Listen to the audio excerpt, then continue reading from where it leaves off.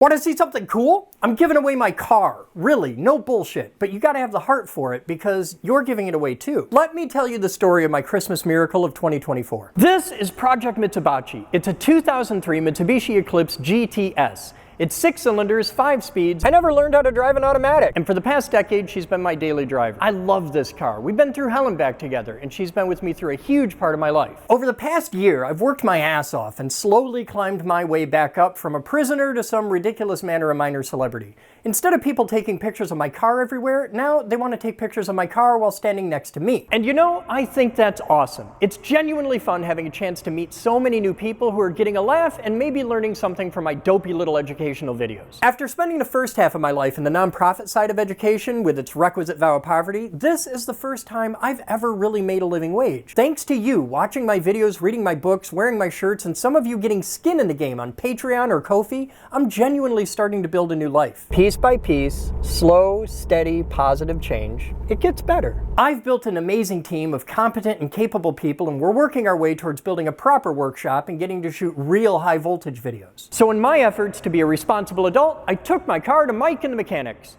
Mike's shop does a detailed bumper-to-bumper inspection for people that want to really get their car checked out for about 200 bucks. They even throw in an oil change. This is great for people who just bought a car or want to start out on a project car. My goal was to get an itemized list of everything that needed fixing and create a plan for getting my poor old car sorted out so that I could drive it for the next 5 years. By then, if it all goes well, I'll be out of debt, have a real shop, and if I accomplish those goals, it'll be time for my next car. Maybe something nice, like a happy little Civic. You meet the nicest people on a Honda. So I drop Mitzi with Mike first thing in the morning. He tells me to be back at 4 to come pick her up and we'll go over his report. Awesome. Small business in action, and I head home for a quiet day of script writing. Mike called me 15 minutes later, and you know that can't be good. You never want to have the doctor come back half an hour into a 6-hour surgery. It's never good when your kid comes home from school after being there for only an hour. And we've all had that moment of, really? Already? Some things just really need the full Monty for a happy ending. Mike tells me that after 2 decades of Michigan winters, the only thing holding my car together is the paint, and he's got questions about that. The engine is leaking lube from more holes than the back room at Club 67, and the strut towers are so rusted out that if I hit one good pothole, she'll blow the hood off. He made it very clear that I'm allowed to drive it home,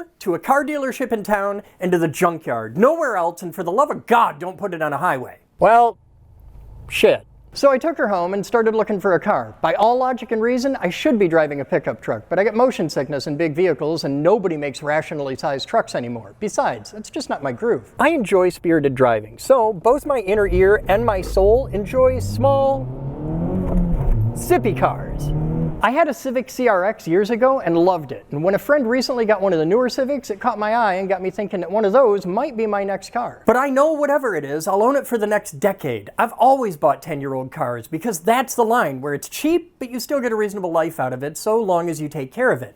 Almost every car I've ever owned was a decade old when I got it. My friends and I teamed up and made a list of requirements. I wanted something that fit me, was reasonably affordable, was fun to drive, and would comfortably handle a full length of conduit or unistrut. Had to be a hatchback because what I really want is a race car that identifies as a work truck. While working my way through hundreds of cars, an old friend reached out with a miracle. They've known me for over 20 years and have watched me go from a student to a teacher to a president to a prisoner and working my way back up to being a teacher again. They're one of the few people that never stopped believing in me and never gave up, even when I torched my life and ended up in a crater. They told me to stop buying 10-year-old cars because prices got stupid in the past few years. And if I'm gonna spend that much money, I should at least get something decent that'll last me a while. They put their money where their mouth is and gave me a sizable number, more than 3 times what I paid for this originally. If I wanted anything that cost more than that, the remainder would be a loan. I was blown away. It was an act of immense kindness and grace. Help at that level doesn't happen often, and after all I've been through in the past 6 years, I never imagined anyone would believe in me like that again. I was moved beyond measure, and I responded in the only way I know how, with my sincere and heartfelt gratitude and working my ass off to show them that I mean it. Acta non verba.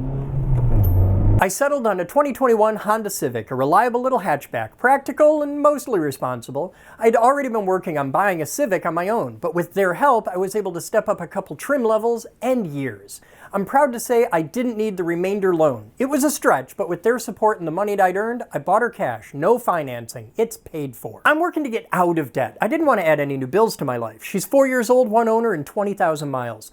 This is by far the newest car I've ever owned. It's entirely possible because of the staggering generosity of a dear friend and a car dealer who really likes my work.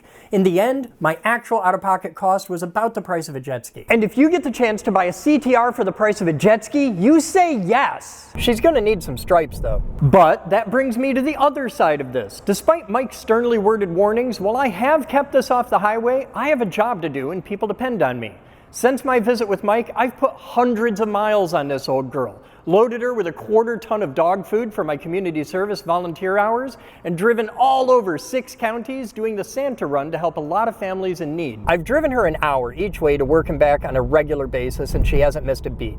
She's certainly not in great shape by any means, and I can't trust her with my life anymore, but I don't think she's ready for the scrapyard just yet. When word that I was retiring my car hit Discord, people freaked out, and I immediately started getting offers for stupid amounts of money from people who rather creep me out, have more money than brains, and wanted me to ship it halfway around the world. The money would have been great, but it didn't feel right. I cannot ethically sell this thing for that kind of money. It just doesn't sit right with me. In the insanity of the current car market, a beater with a heater is worth $2.5 grand. I think that's batshit insane. The scrapyard would probably give me a few hundred for it, or I could just part it out and easily make $5 grand just from the bits. Hell, there's $1,000 just in the computer and lights on this. But what if we do something magical? An act of passionate generosity was bestowed upon me to get my car and allowed me to do better than I could have ever dreamed on my own. So it's upon me, a moral imperative, to do what I can do to help the next person. I got an idea, maybe a stupid one, but you're welcome to be part of it if you wish. I will give you this car, and I don't want any money for it, but I want you to make a promise.